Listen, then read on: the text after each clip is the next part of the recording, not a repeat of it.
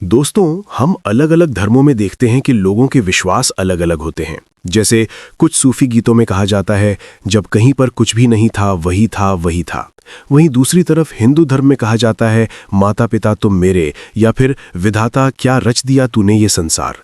मतलब हर जगह एक ही बात घुमा फिराकर कही जाती है कि कोई एक क्रिएटर है जिसने इस पूरी दुनिया को बनाया है। लेकिन आज मैं इस पूरे भ्रम को 100% तोड़ने वाला हूं। मैं आज आपको ये समझाने वाला हूं कि कोई भी इंडिपेंडेंट यानी पूरी तरह से स्वतंत्र नहीं हो सकता और कोई भी क्रिएटर नहीं हो सकता। हाँ, आपने सही सुना, कोई भी कुछ भी क्रिएट नहीं कर सकता। ये असंभव है। कैसे असंभव है, ये मैं आपको इस वीडियो में धीरे धीरे पूरी गहराई से समझाऊंगा।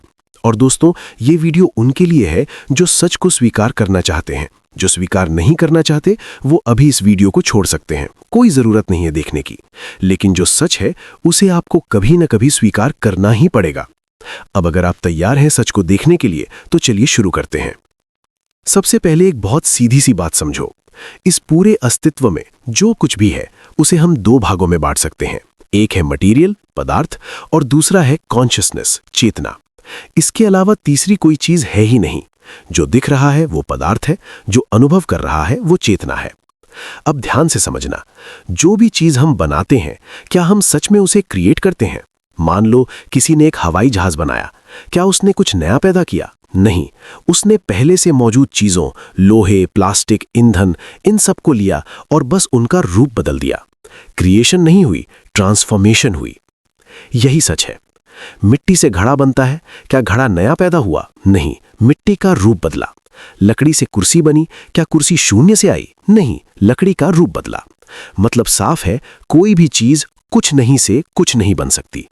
तो फिर सवाल उठता है, अगर इंसान कुछ क्रिएट नहीं कर सकता तो क्या गॉड कर सकता है?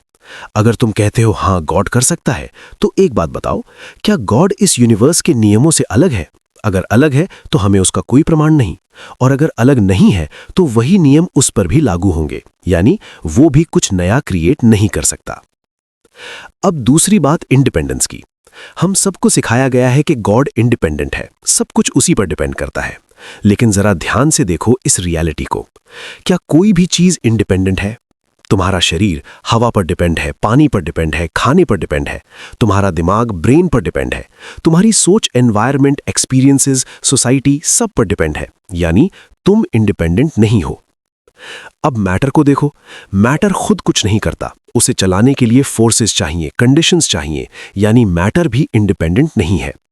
अब चेतना को देखो।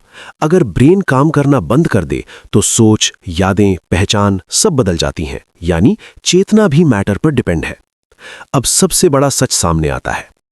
चेतना मैटर पर डिपेंड है और मैटर के चेतना के बिना मीनिंगलेस है। दोनों एक दूसरे पर डिपेंड है, मतलब कोई भी चीज अपने आप में पूर्ण नहीं है। अब सोचो, अगर हर चीज डिपेंडेंट है तो कोई इंडिपेंडेंट गॉड कैसे हो सकता है? अगर गॉड भी एग्जिस्ट करता है तो या तो वो भी इसी सिस्टम का हिस्सा होगा या फिर उसका कोई अस्तित्व नहीं होगा। और अगर वो भी किसी चीज पर डिपेंड है तो उसे गॉड कहना ही गलत है। अब एक और पावरफुल बात समझो। मान लो किसी ने कुछ बनाया, तो क्या वो हमेशा उसे कंट्रोल करता रहेगा? नहीं। जिस इंसान ने हवाई जहाज बनाया, आज वो जिंदा भी नहीं होगा। अब उस जहाज पर उसका कोई कंट्रोल नहीं है। तो अगर मान भी लें कि किसी ने इस दुनिया को स्टार्ट किया, तो भी उसका अभी कोई कंट्रोल नहीं है। तो सच क्या निकल कर आता है? ना कोई अल्टीमेट क्रिएटर है, ना कोई इंडिपेंडेंट कंट्रोलर है। जो है वो सिर्फ एक प्रोसेस है जहां चेतना और पदार्थ एक दूसरे के साथ इंटरैक्शन कर रहे हैं, बस।